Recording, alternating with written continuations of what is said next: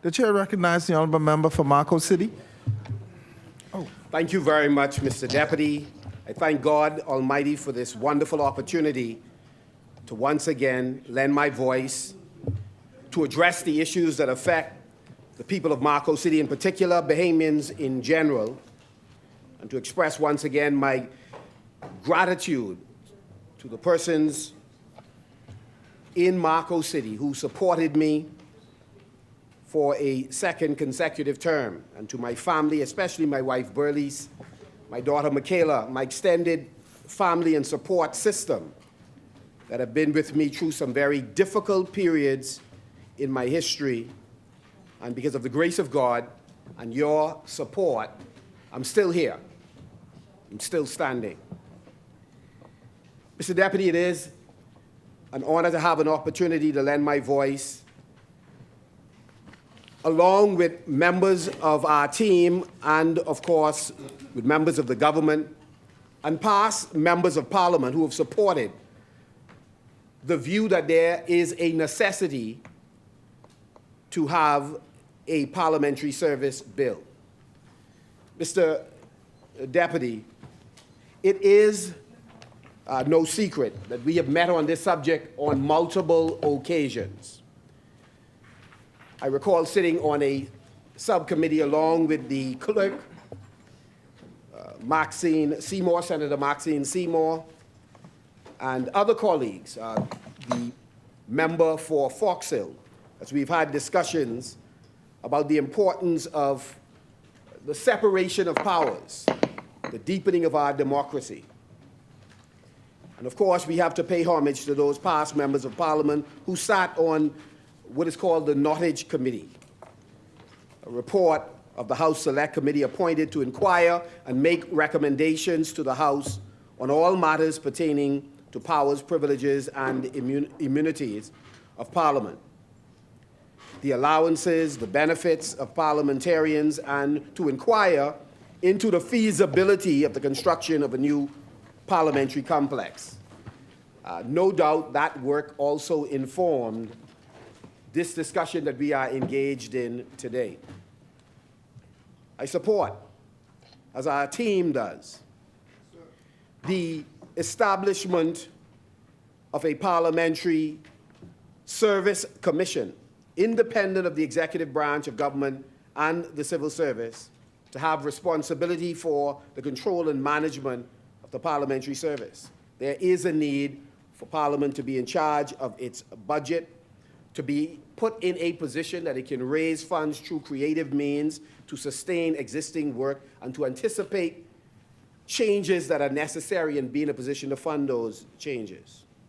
You also support the smooth movement of staff between lower and upper house. We support the creation of facilities that is befitting of the importance of the work that we have to do in this long-standing parliamentary democracy. We know the challenges that the House of Assembly has faced. I've served twice in the Senate and now twice in this place. And the constraints are significant, and the constraints do affect the quality of work. As simple as checking the Hansard to confirm whether something was stated or not stated.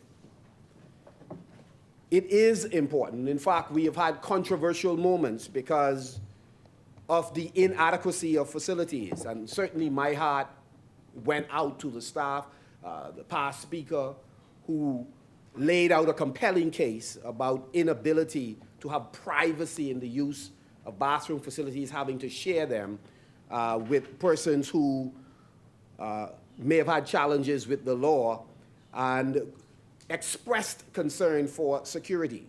Certainly, the head of the executive, the head of the judiciary would not have worked under those circumstances.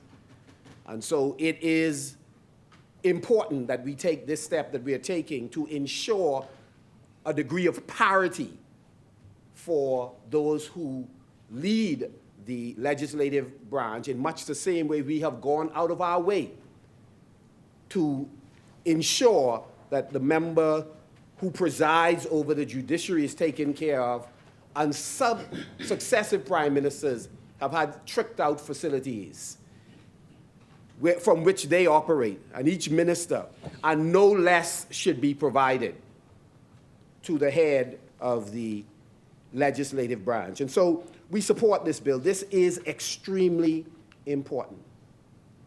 And so I join with those who cite the historic joint statements by 4 past speakers who agree that this is a right step in the right direction. And since the words of those men and women are so important, as we know that it is, let me also comment on some other things they said as well. They also made the point that the House should be in a position, the Parliament of the Bahamas, to provide oversight on decisions made by the executive and, by extension, members of Parliament. Unfortunately, Mr. Deputy, in this very sitting, as we pass this historic bill, in this very sitting, we've had discussions about the Public Financial Management Act, the Procurement Act. And 2 things stood out that I mentioned during that time that is so relevant now that we are talking about a parliamentary service bill. And the view that we express has been echoed by others, including the Organization for Responsible Government. In fact, on page 3, under Established Practices and Guidelines, one of the things that is referenced in the ORG's document is that the integrity of the fiscal responsibility framework was noted based on the clear and concrete timelines of reporting requirements. However, there was room noted for the strengthening of the Act related to response and sanctions in cases of non-compliance. The Bahamas has administrative sanctions that require report to the Public Accounts Committee. This has not seemed to prove sufficient in driving compliance. So one of the things they underscore is the importance of the Public Accounts Committee, but acknowledge that it really does not go far enough. It has not constrained policymakers in seeking to be, or at least accomplishing, compliance, and making sure that we are compliant with the requirements of the law. In essence, I reference this because they go on to talk about the importance of a strong, independent fiscal council is noted as the second most important to promoting the fiscal discipline, sustainable public finances by providing public credibility and an outside scrutiny. So here as we discuss the parliamentary bill, you have the Organization for Responsible Governance is talking about certain institutions in government that are important to make sure we do our job and we are held to account. There's a check and balance system in place. And so what concerns me is that as we debated earlier legislation, we agreed, all of us, that the Fiscal Responsibility Council is important. That when a government projects, when it signals to the public, this is what we are going to do economically, financially, to properly manage your money, and we are going to have independent oversight to make sure we do it. We passed the bill, and of course this administration that's been beating up its chest today of this historic accomplishment does not want to put this Fiscal Responsibility Council in place, doesn't want it to do its job, which is to hold us accountable for how we manage money. And Mr. Deputy, if it stopped there, you would say, okay, we could still work on this diligently and get it right, but let's go further. Point number, Article 99, under the same document by the Organization for Responsible Government, the publication of financial statements and audit opinions and annual reports, it says, the 2023 bill removes references to the Public Accounts Committee and their capacity to review financial statements, reports, and report on these in the House of Assembly. We're trying to strengthen the House of Assembly so that it's not held hostage by the executive. Removing this additional level of legislative scrutiny, the Public Accounts Committee, does not support best practices for accountability in public financial management. It's about the money. It's about how we spend in this paper. On the streets, they say this is about how we spend in this corn on behalf of our people. And the reality is, this administration has removed it from when we looked at the Public Financial Management Act. And they have missed an opportunity for strengthening that bill, and that's why we expressed that. Myself and East Grand Bahama spent a lot of time on this subject. And so we are saying that as we pursue the establishment of this parliamentary service bill of this parliament, we should restore reference to the Public Accounts Committee and their capacity to review financial statements, reports, and report on these in the House of Assembly. We have to make it make sense, and we have to make it practical so people could understand. We could pass the bill all we want. If we got provisions in the bill in different ways, we still don't get the intended effect, which is accountability and transparency, the thing we've been asking of the Minister for Immigration and the Prime Minister for the last several weeks that we can't get. Accountability and transparency. We recently, again on the subject of the Parliamentary Service Bill, just recently we attempted to interview the Permanent Secretary for the Ministry of Works, only to have the Attorney General issue a letter and instructions that the Permanent Secretary could not appear before the third arm of government, the Public Accounts Committee, which is presided over by the Parliament of the Bahamas, that the Permanent Secretary could not come to this place to give an account of how the monies are being spent that have been approved in this place, in the Parliament, in this independent third arm of government. And so when I heard a comment earlier of the government's complete cooperation with the Public Accounts Committee, well, that's not entirely true, but hopefully we're making progress. It's a new month, and so we'll see how it goes. And so as we support this bill, we want it to be real and concrete. And so we asked the Prime Minister, who was very supportive of the independence, the separation of power, the independence of the Parliament, while in opposition. The Prime Minister today petitioned the then Speaker of the House to make sure he had and his colleagues had unfettered access to the Public Accounts Committee to examine all things financial relative to this country. Those funds that were approved here, reports that have been laid in this place, etc. But when he came to government, there seemed to have been a case of amnesia, and all of a sudden, an Attorney General running an errand on behalf, we have to presume that he was running an errand on behalf of the CEO of the country, because clearly nothing in his, nothing suggests that he has the authority to instruct a permanent secretary who's appointed, who is presided over by pretty much the Prime Minister. And so again, when you're in opposition, you ought to try to make rules that you can live with when you become a member of the government.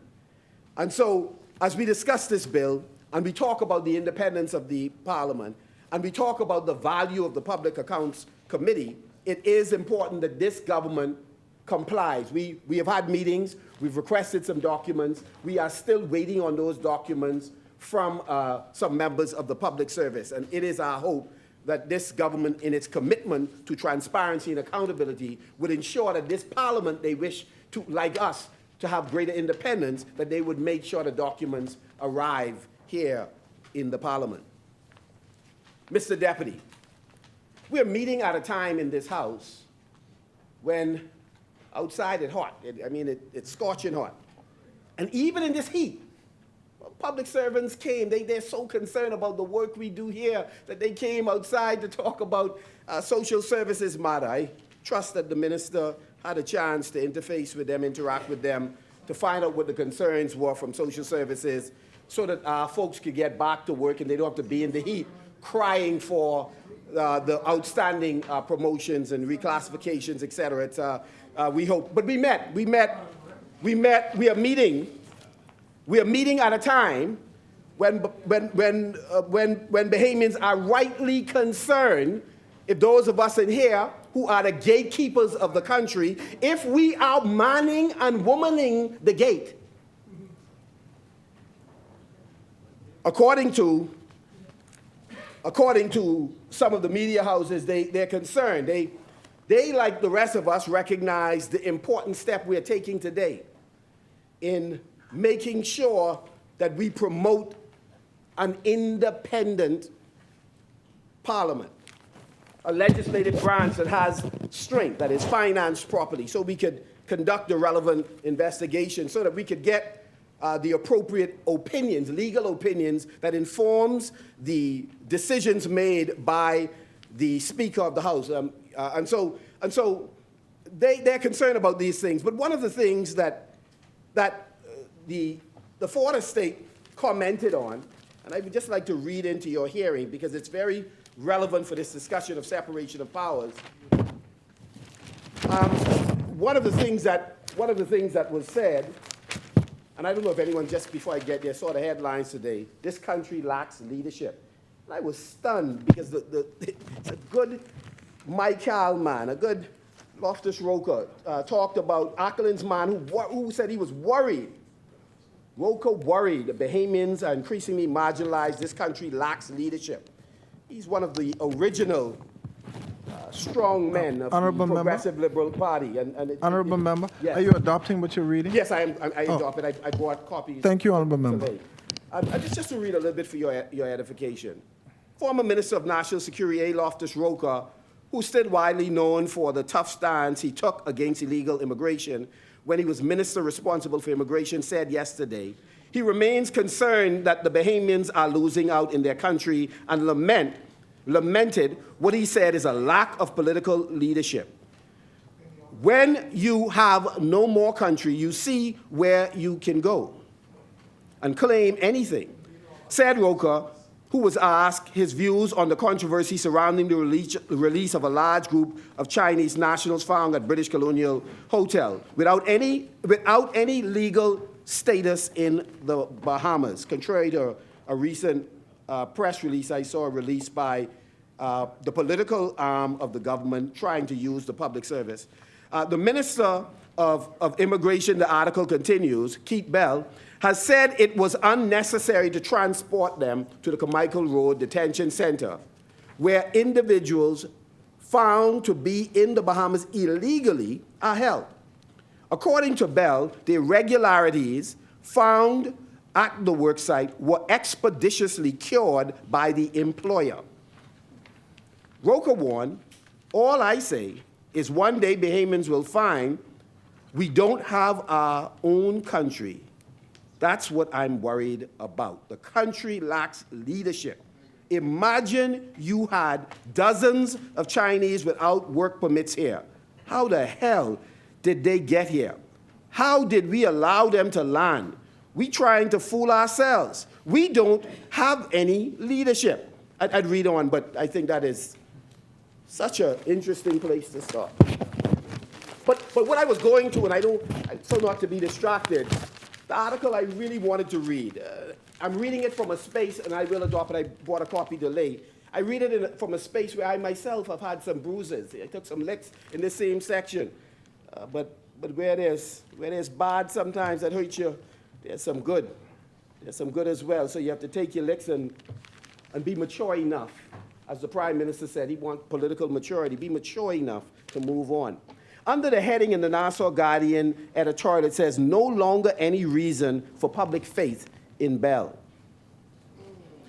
It reads, of the numerous controversies enveloping Minister of Immigration Keith Bell, the matter of his reported handling of the undocumented Asian migrants found living at the British Colonial Hotel earlier this year stands out in its seriousness. It goes on to say, and I won't read it all. A report purportedly authored by a senior immigration official for a superior detailed that only 3 of the 65 Chinese nationals found at the closed property on January 17, 2023, was able to produce passports or identification for immigration officials, while all others claim they had no passports in their possession and was unable to contact the people who have them. Wow, it's incredible. Let me go a little further in the article. It also makes the point, Mr. Deputy, that notwithstanding anything else, we are stunned that given the country's pervasive illegal immigration issues and the stated commitments of the Davis administration with regards to the national policy framework on immigration, a minister responsible for carrying out the policy would dream of stopping immigration officials from executing the law in such a dubious situation. The officer reported that the department's permit issuance system indicated one of the individuals who was able to produce a Chinese passport had a short-term permit as a technician sponsored by an individual at a Nassau resort. The short-term permit was issued and expired last April, resulting in that individual overstaying approximately 9 months at a time. It's just, it's incredible as you read it. So I commend this to everybody's reading. You could read it for your edification. I'm confident you don't want to read it close to bedtime because you will be disturbed and unable to sleep. But this raises some very critical issues. But the way it ends is telling. And I believe this is the conclusion many Bahamians have come to. That hotel rooms, the rationale used by the government for abusing, Mr. Deputy, the heads of agreement, which comes to is supposed to come to an independent parliament, which we've asked for the heads of agreement to be laid in this independent parliament. We can't seem to get it. Imagine this, the explanation used for causing someone to breach the law by releasing people who should be in custody. Today, we don't even know where they are. We don't know who they are. We don't know who they are, where they are, how they came, who facilitated them on the government side, on the private sector side. We don't even know the company that hired them. We don't even know how it was cured and how it was cured. We don't even know what it is. We don't know what the irregularities are. The minister said the irregularities were cured. What irregularities? Imagine they're staying in the hotel and they can't find their documents. If they stay in the hotel, they don't have their documents, somebody else have it. If somebody else is holding documents that are owned by the name bearer, could it be that they are being trafficked? Imagine that. Could it be that they're being trafficked? We should, out of concern for them, have processed them to free them. And if they were not being trafficked and they were benefiting from having entered illegally or overstayed, had they been illegal, had they legally entered the country, then but we don't know. Today we do not know who 62 persons, and it isn't just 60, it was 65 persons picked up. Mr. Deputy, think about this for a moment. With all the rooms in the hotel, they found a few initially and then later found 65.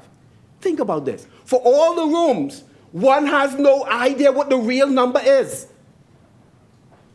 And were not given an opportunity to further explore that after having interviewed the 62, the 65, because they were not allowed to do so. You imagine a gatekeeper stopping the soldiers who have lined up for duty to do their job from doing their job. You get sent to war. You locked and loaded. The clip is full and so is the chamber. But when you need it, you can't use it because you've been hindered and prevented. And so the article, Mr. Deputy, The article goes on, and I'll end it and lay it for you shortly. It says, the justification used by the government was the hotel rooms are critically needed to create opportunities for Bahamians. And the article is saying that's not germane in this case. There's no scenario in which a Bahamian should benefit at the expense of developers being allowed to shirk immigration laws and possibly exploit foreign laborers. Bell was out of order in his initial directive and wildly inappropriate in his public response to the matter. There is no longer any reason for the public to have any faith in him as an immigration minister. We should extend as a labor minister either. We should extend as a minister in any capacity. Because if there's a problem of judgment, if there's a problem of behaving in a lawful and an ethical manner, no matter where you place someone, it's likely to be a behavior repeated. And the final sentence says, if the Prime Minister does not realize this, the public would be right to question his judgment. Well, the public has already done that. The Prime Minister has acknowledged today in an interview that he must restore the confidence of the Bahamian people. Time will tell whether or not that's likely to be done. So this bill comes at an important time where, as we investigate different things that governments do, we need the resources in the hands of the Parliament to provide the human resources to enable committees to work, to call for persons and documents. That's why we have a select committee. That's why we move for a select committee. Because we felt as if, so cynical, so doubtful is this public of successive governments' willingness in a transparent way to manage the immigration matter, that we should, through a select committee, in many cases with open public hearings, with experts and additional credible Bahamians, working alongside parliamentarians to address all matters related to immigration. And yet, this administration, every single member of Parliament, voted against a select committee, said, no, we got this. We run things, we in control, we got this. And this is what we have. We have a dereliction of duty at the Hilton, a dereliction of duty in the office of a school where we understand another swearing in occurred. Dereliction of duty on East Bay Street, where matters that could be handled in Hawkins Hill is being handled on East Bay Street. What's going on? When they talk about Monarch House, that's a powerful house. It's a house that requires intense scrutiny and investigations.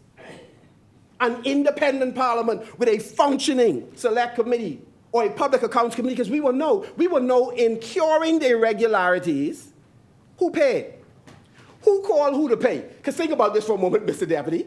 It clearly could have been the director, the deputy director, the assistant, them who called the employer to get it cured. Who were the callers?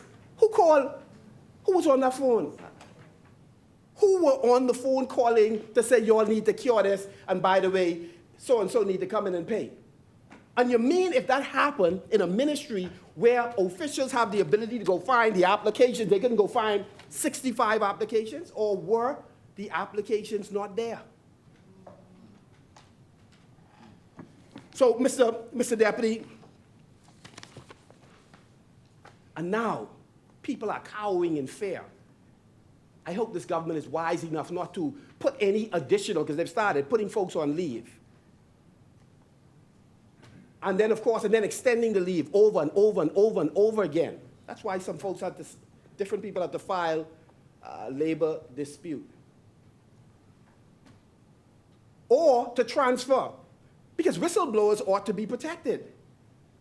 And we don't know who all the whistleblowers are, because in this case, they blame in some people who may have had nothing to do with documents that found its way into the public domain.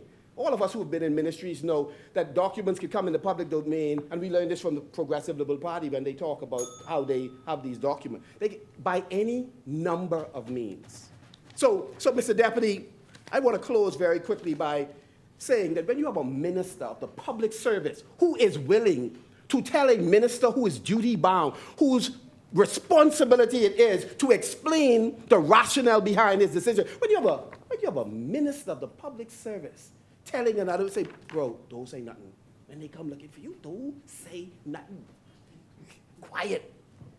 We got you. We can circle the wagon. But don't worry what you do. We got you. We got you. Can you imagine that? A public servant doing that? The minister of public service told, and it must be the case, because I mean, the minister even didn't show up today, who we expecting. He promised he would tell us. He would tell the public, but hasn't showed up. Possibly on the advice of the Minister of Public Service. It's his job to show up and explain, to face the music. It is his responsibility.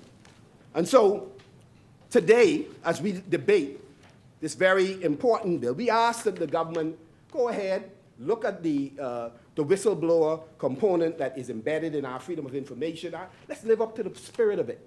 Let's protect our public service. We will fight, along with the union and lawyers, any effort to victimize public servants who just want this country to run right.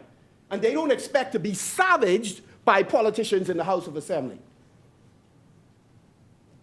And so, again, this administration should have learned. People who went on leave, they were well taken care of. Their pocket gunky now. You all took care of them. And in some cases, I believe people deserve funds when you put them on leave for reasons that don't make sense. You should have learned the lesson based on even some things that occurred with us.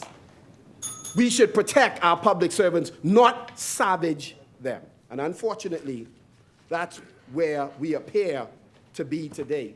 And so Mr. Deputy, on behalf of the people of Marco City and Bahamians in general, the confidence of our people must be restored that we are going to do the right thing as gatekeepers of this country. We have lost that confidence. The public has lost it. The minister can't continue, not in that position. And the Prime Minister and the Minister owes us a thorough investigation and an explanation. With that, Marco City supports this important bill. Thank you, Honourable Member.